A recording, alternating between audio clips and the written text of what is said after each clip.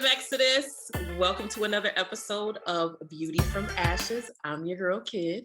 And I'm Fox. And today, all right, we have a very interesting episode. This month, the month of May, is Mental Health Awareness. And the topic of the topic we want to discuss today is the silent killer, AKA stress. So we have a lot to talk about underneath this topic today. So we want to jump right into it, but I want to share some interesting information, Fox, if you don't mind, that we looked up. So just something that I was just taking a peek at, women specifically in stress, right? Women are 2 times likely to suffer stress and anxiety more than men.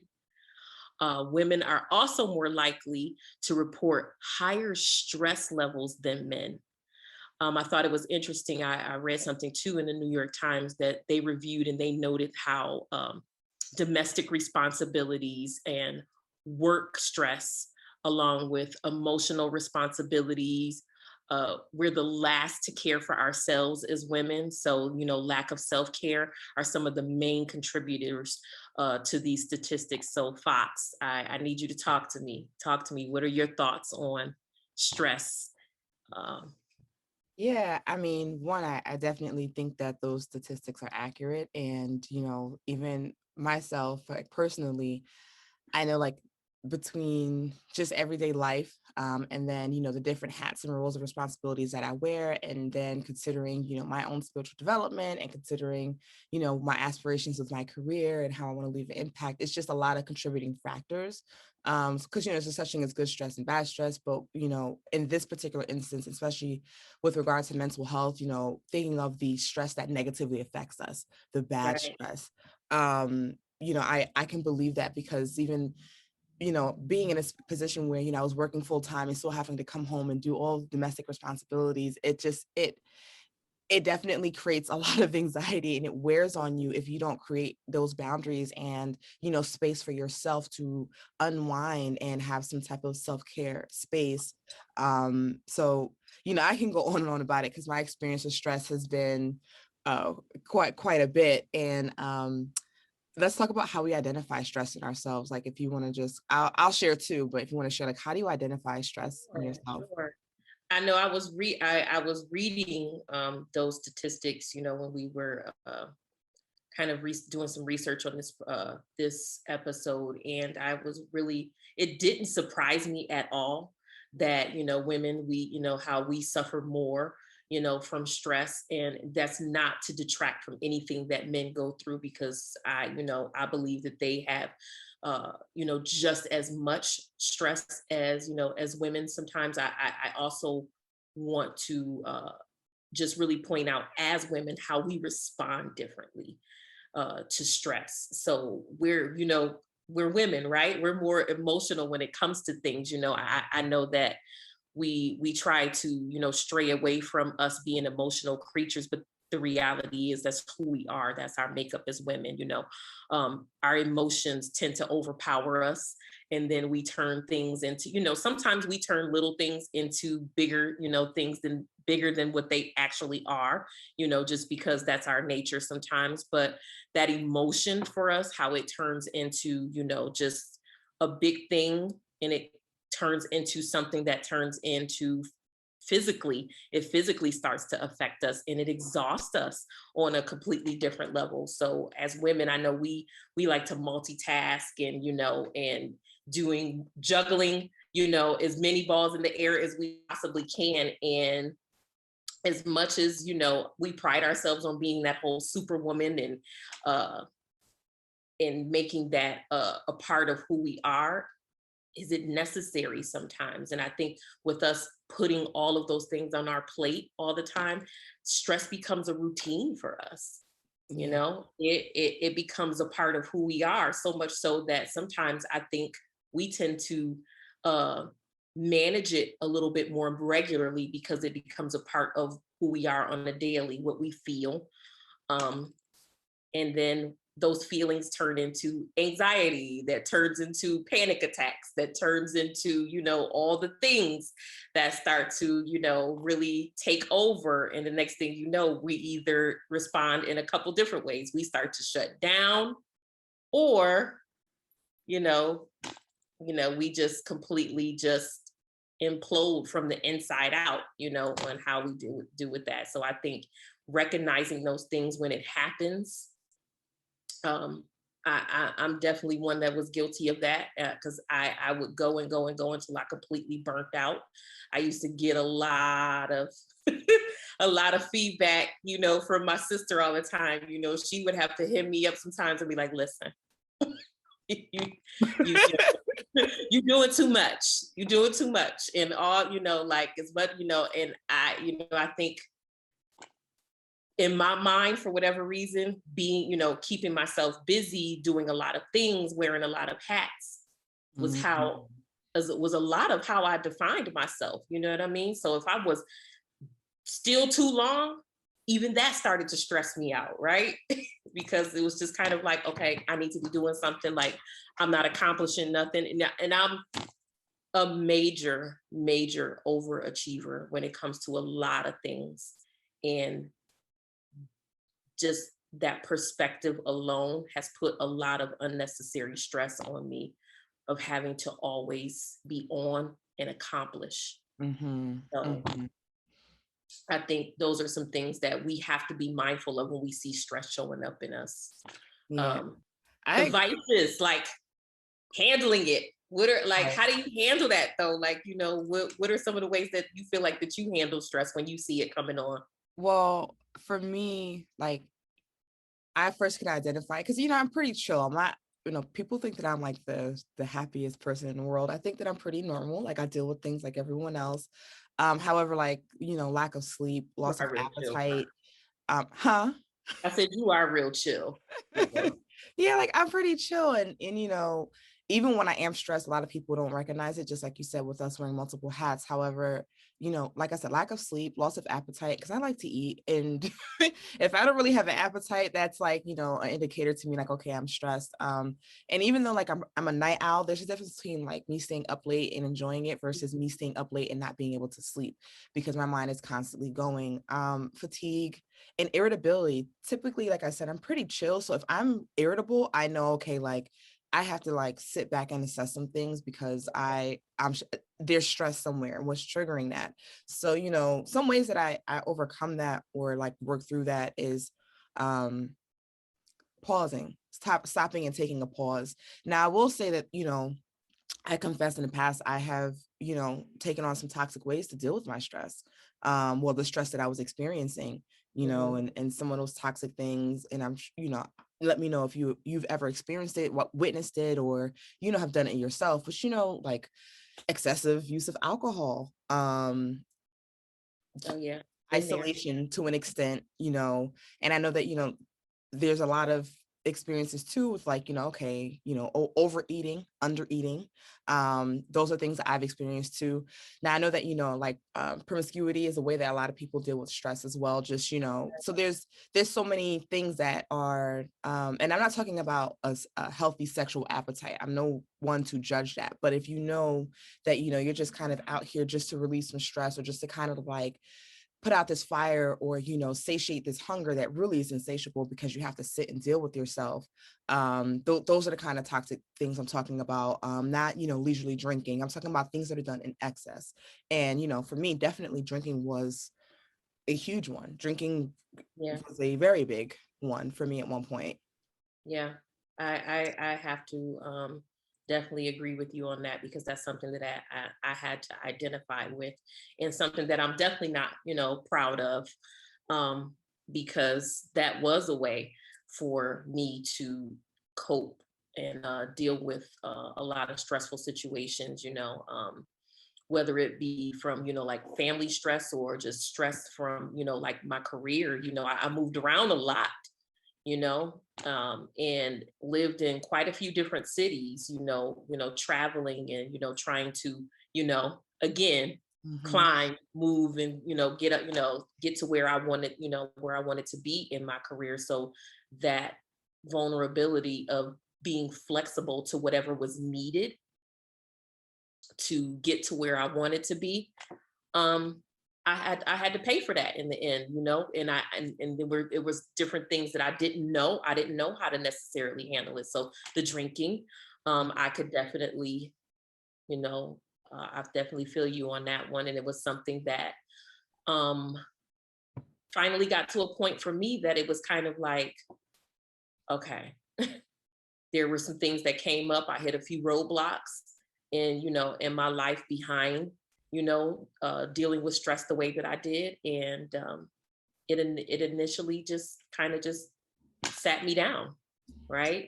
So the like you said, the overeating, the undereating, depending on who, depending on the person, I know I have, friends that are emotional eaters, so they eat to comfort or, do things, for me, it's kind of like the opposite. So I would eat, but I would drink, you know, Right. thinking that it was going to take away or numb whatever. And it And didn't. interestingly, when it comes to food too, I forget the source, but it never left me. And it may not be 100% accurate, but I don't know. When I thought about it, I was like, this is interesting. So I read somewhere that when you eat crunchy things, it has to do with anxiety. It's the grinding of the teeth. It has to do with you feeling Mhm. super anxious. When you eat spicy things, it has to do with you being angry. When you eat sweet things, Really?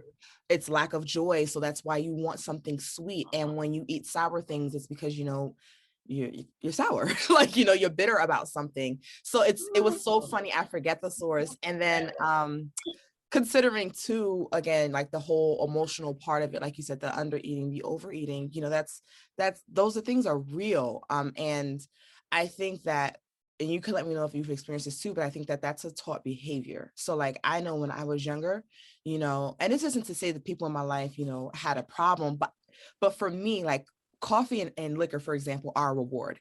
I drink coffee in the morning because I get up and I go to work. I drink liquor at night because I worked. Like, like to me, those were adult rewards. And it's because it's what I saw, it's part of the people in my life, it was part of their routine. In the morning before you drop me off to school, you get coffee. When you come home at night, you have yourself a little cocktail and make sure I did my homework. So it was like a taught thing. And then when you see someone upset, they're smoking cigarettes or, and I remember when I was younger, after being reprimanded and depending on how severe it was, I was given something to eat.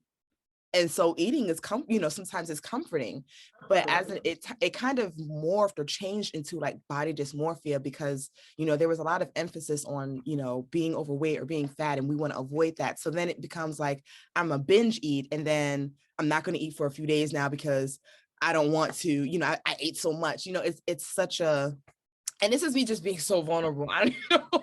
I No, didn't it's even okay. anticipate That's why I'm sharing here, so right? much.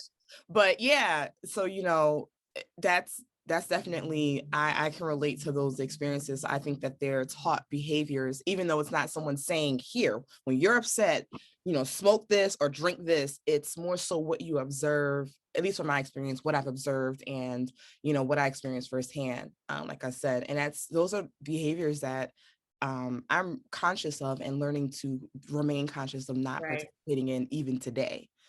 right, So right. I think it's the moderation thing, because I mean, I definitely won't lie and say I've completely stopped drinking because I haven't. However, my relationship with alcohol now is completely different than it was. The irony of me going from just like full on just nonstop, until it was nothing, nothing left for you to feel or just for you to just rest, right? And to being in a situation where it's kind of like now like I like how you kind of put it into perspective because it's really kind of like how you see things, right? For me, it was like you said, it was a stress. Okay, got to drink because the drinking is going to make it go away. No, it didn't. It was still there when you wake up, when you go through it. But then coming back to it now, like I drink socially, a glass of wine here or there versus, feeling like, okay, I'm just going to just drown my sorrows in this whole bottle of wine. Like, no, so I think that does totally make a difference. And I learn behaviors, like we celebrate everything with a glass of wine, some champagne, cocktails when we do things, exceptionally well in my family, or just to be around or enjoy each other. It's always, the drinks are flowing, the laughter's happening, it's a feel good moment. So I think your relationship with those vices definitely comes into play, and something that we do have to be aware of.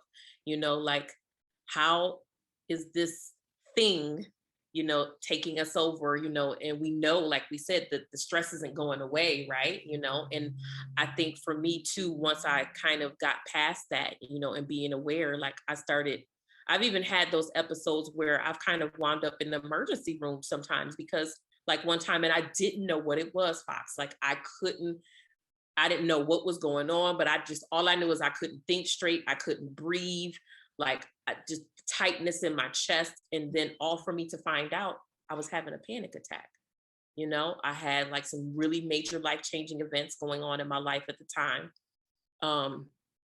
Some things and changes happening to me personally. And it started to overwhelm me, and I didn't know what it was, until the doctor was like, okay, you were having a panic attack. And I'm like, panic attack? What the hell is that? What you mean a panic attack? What am I, because I wasn't able to identify that because I had never had experienced that before. But then when I started to realize what it was, and, at what times it was happening and what was going on in my life, it made it more prevalent. So like dealing with those panic attacks, it became like, okay, I have to manage this, So I think one of the ways that once I identified what that was, it was like, okay, now how do I get through this? Because I refused to take any type of like pills, medication, all of that. I was like, oh, hell no. Like, no, it can't be that bad, right? And I think too, it plays a huge part for us, I think too, as, as women, as Black women, the one thing that you want, like, we know how taboo mental health is in our culture, like we don't like to address it. We don't like to acknowledge it, any of those things, because all of those things in our eyes, being the people that we are, make us look weak. So we think, right? And, but there's nothing wrong with being weak. And I like that you brought that up, because while you were talking, I was thinking, a lot of times, like I remember growing up and hearing someone saying like, oh, these women these days don't know how to deal with stress. Their ancestors dealt with more, she had an emotional breakdown or a panic attack. And I remember feeling like, okay, I don't have space to feel vulnerable, to deal with my emotions, and I have to keep it trucking and be strong. But that strength actually led to my destruction. And I felt like, I don't have a safe space, because it's expected of me to endure and to hurt and to not talk about it, because what goes on in this house stays in this house. And you don't have the space to complain. You don't have the right to complain. And so, being in a space where you went through something, like you said, you were going through a lot of changes in your life. And in our community, we already don't have that space held for us, Or for the Black men tools, or for right? Black women, Or right? Or the You tools. just pointed out how they talk about like what goes on in this house stays in this house, like you're like, okay, so what do I What do? do I Like, do? I feel like this, right? And so the fact that the only way you were able to even get access to the terminology, the tools, or even, just the awareness of what was going on with you was when you wound up in the ER. And I think that, we need to talk about mental wellness more, because we don't want to wait until then. We don't want to wait until we wind up in the ER, until the stress has overtaken us so much that it has really completely knocked us down. So if because my experience with stress is pretty extensive.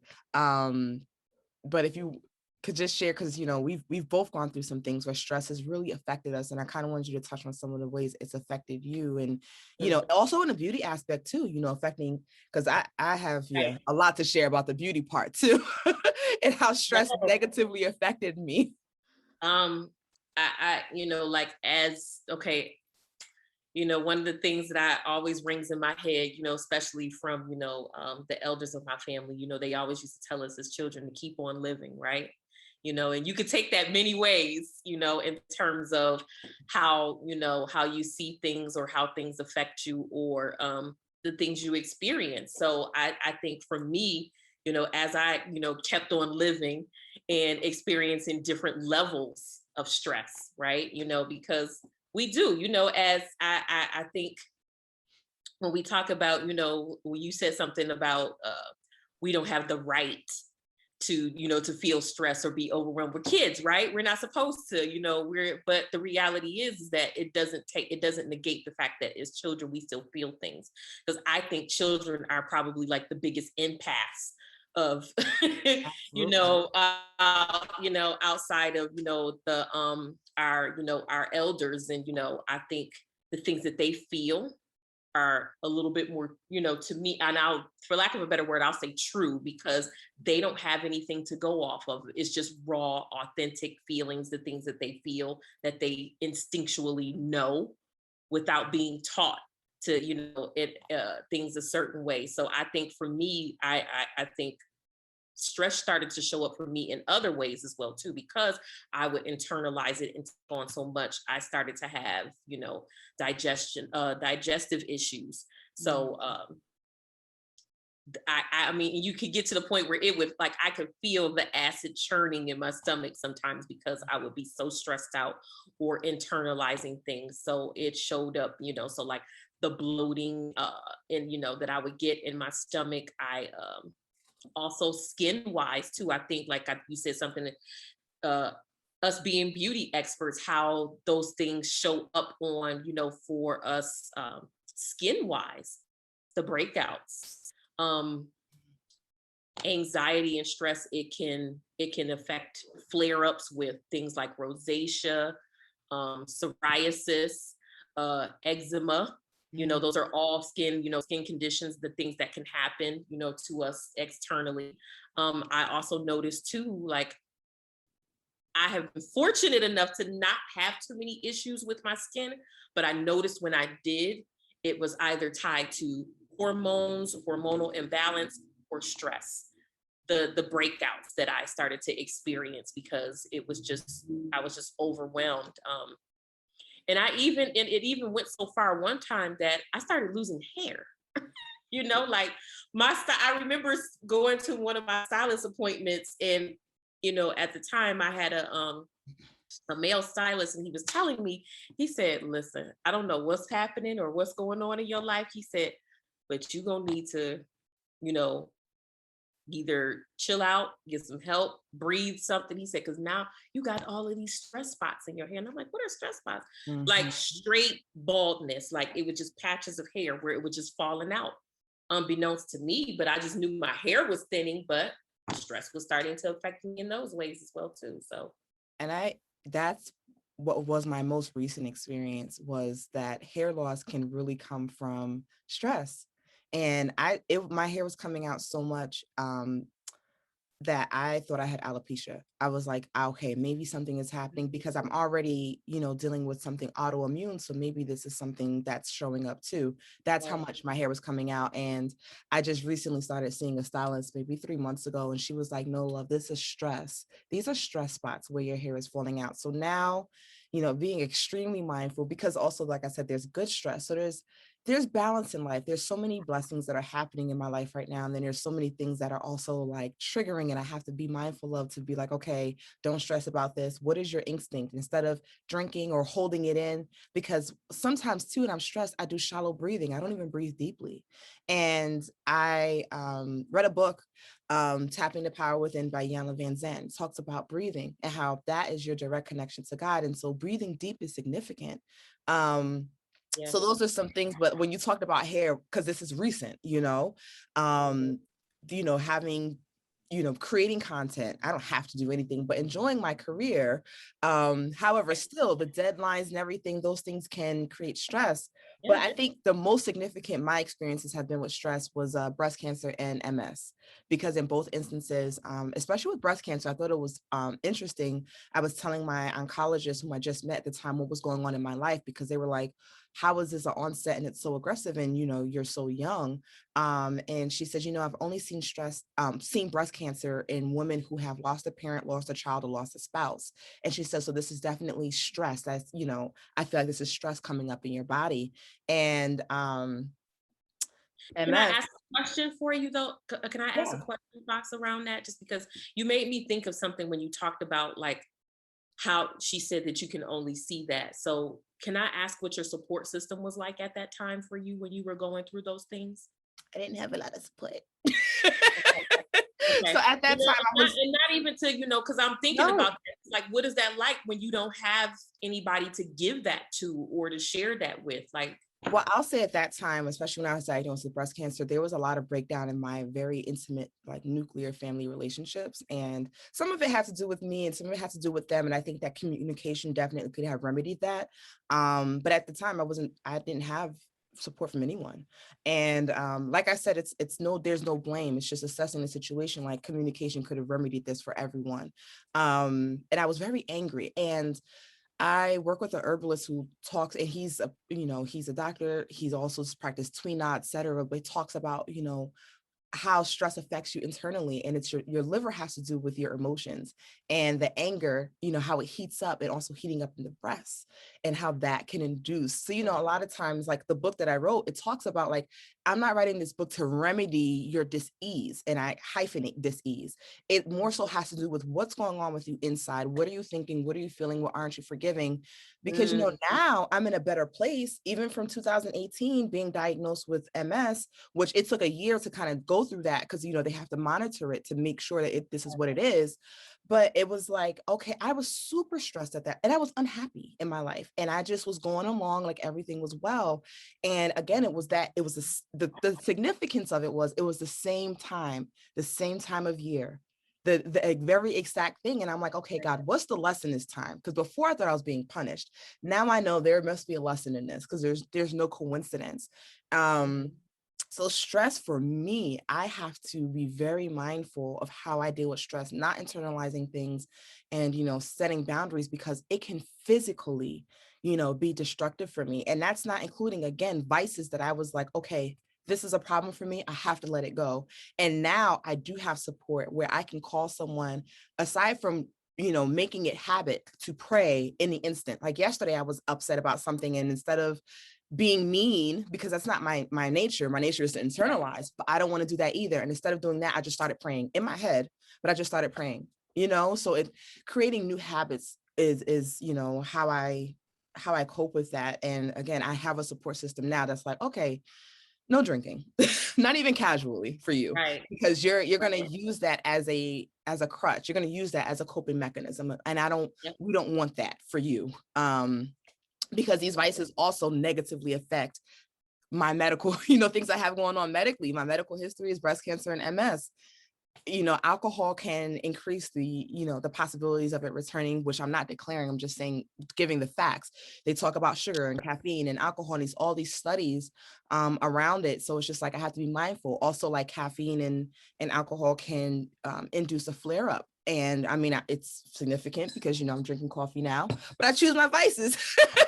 you Right. know, Right. Coffee to me is kind of non-negotiable. We laugh about that now because you and I, we have this thing we have this love affair with our caffeine in terms of how we, embrace it. But at the same time, one of the things that I did notice, and I know I shared this with you at the time I was fasting during Lenten season, and I had removed some things out of my diet, and my daily coffee was one of them. But I noticed that after that time period was over, like going back to some of those things, which really was my coffee. And I'm kind of happy to say that I was able to kind of continue to eliminate some of those things that I had taken out of my diet, because it is about, the awareness and knowing what's going on with your body when it comes to being able to handle certain things. So stress, again, I think internalizing it and how it showed up in your body, and I that's so interesting that you would say that when it, in terms of disease or dealing with your MS, that your emotional, how it played a huge part in, how your body responded to it and you having flare ups, things of that. So I have to think about that because I've had um, a few family members who have suffered from or dealt with MS, and how that affected them physically. So I wonder if it is something to be said about the things that we internalize, or our own emotions What I'll share is this. with that. I've eliminated some things, people, places from my life, and Mhm. my health has significantly improved. And so too, when it comes to like, how do I identify stress now, especially because my body is so sensitive, it's like, okay, if I'm starting to have a flare up, which can last anywhere from 1 to 14 days, um, I know if I'm starting to feel extra fatigued, or if my body's hurting in ways that I can't even describe, okay, I'm sorry. What do I need to evaluate? So yeah, it's definitely emotionally tied. Unfortunately, sometimes we have experiences, and even though we're survivors, we still have scars, right? And so those scars remind me of, sometimes they still affect you in other ways. So it's not that I, am not practicing ways to deal with my stress better, but still that damage is there, and it's not going anywhere. So I have to be extremely mindful. So now some of the ways that I practice reducing or preventing stress is, again, setting boundaries, being honest with myself about how I feel about things. Noah's Bay, Tony Jones, you introduced me to that and I love it. Noah's Bay, I can't, if I can't, I can't. And, I'm not responsible for how people respond to my no. Mm, That's not my responsibility. I can just be the kind person that I am, and communicate things nicely, but still no is no. And I don't have to be belligerent or arrogant. It just is no. So yeah, for me, mainly prayer is non-negotiable. I'm still working on meditation because sometimes my mind is always going. So it's a process. And even sometimes when your mind is going, that's still a form of meditation if you just take some time to be still and allow those thoughts to situate themselves. And again, boundaries and saying no, those are ways that I practice, like maintaining or preventing stress. Do you yeah. have like some tips on how to, I mean, tips, or I mean, or I don't your know. practices? Like, what do you Yeah, do? just the way that like I said, because I suffered from panic attacks a lot, just due to just overwhelming myself with taking on too many things. I've learned to knock it off. Like I still have my moments where I take on more than I need to, in Mhm. terms of, like I said, I have been an overachiever since I was a little kid. And I don't know where that comes from. I don't know how I got into that mindset, but just always having to be, you know, ahead or at the top of my game. It just was, I don't know if it was something that I just did for myself, but now it's just being okay with being okay sometimes. You know Mm, what I mean? yeah. So for me, I had to, really think about what that was for me. And sometimes it was just like, okay, it's okay that you're not achieving on this level today. It might not be today. You might have to wait till next week or next month, Kadada, and just chill out. Like, I'm not a patient person. I have to be honest, I'm definitely one of those, like, if I'm putting in this work now, I want to see the benefits of that now. Right, so, but I am learning to kind of open my hands, so to speak, and let go of a lot of things, because um I think that pausing and slowing down, like I definitely had that moment this weekend, just kind of going, and then this I just had to take a moment to myself. I had to lay down and I had to force myself to step away. Nope, I don't have this to do today. Nope, I can't do it today. Or nope, I'm not going to sit on and try to work on another thing or another project. Like, that's not serving me today, because I can't even think straight because I'm just trying to do too much in the moment. So I had to rest. I shut down completely and I slept. Sleeping is it's a luxury for me, unfortunately, because I don't sleep. I don't my sleep patterns are horrible. So that insomnia of constantly, like you said, my mind won't shut off. And losing sleep is one of those things. So I have to even if I don't sleep box, I at least afford myself the time to lay still. Mm, that's Because if I don't honor that, it'll show up in other ways for me, and I can't afford that at this stage in the game, for me to just be, breaking down in other areas when I could have just avoided it by just listening to what's happening to my body and be the hell still, right? right. um Getting up earlier in the morning, because I used to be a night owl as well. Like, I'm talking about 3 4 in the morning, I'm wide awake just thinking and working. But now, girl, like, the bedtime has completely changed. Getting up earlier in the morning when it's quiet, when Mhm, it's still, to mhm. meditate, to pray. um I didn't think I could do it because my mind would be racing so much, but now I have to. Even if I just don't even know the words or to say to pray, I will still sit there and just, okay, God, what do you need me to know today? What do you need me to execute today? What is it you're trying to show me today? And just have to sit there, and like you said, it's not always easy, to be still and hear.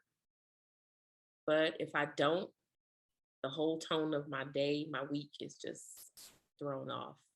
And breathing, Yes, breathing is so important. Breathing breathing. is extremely important. Um, so I, because we're gonna have a part two, and I'm gonna let you share a little bit more about our part two. But I wanted to share some beauty secrets for today. There's actually a couple Yeah. of there's a beauty practice and two beauty products I want our listeners, our Women of Exodus, to pick up. So one beauty practice is called morning pages.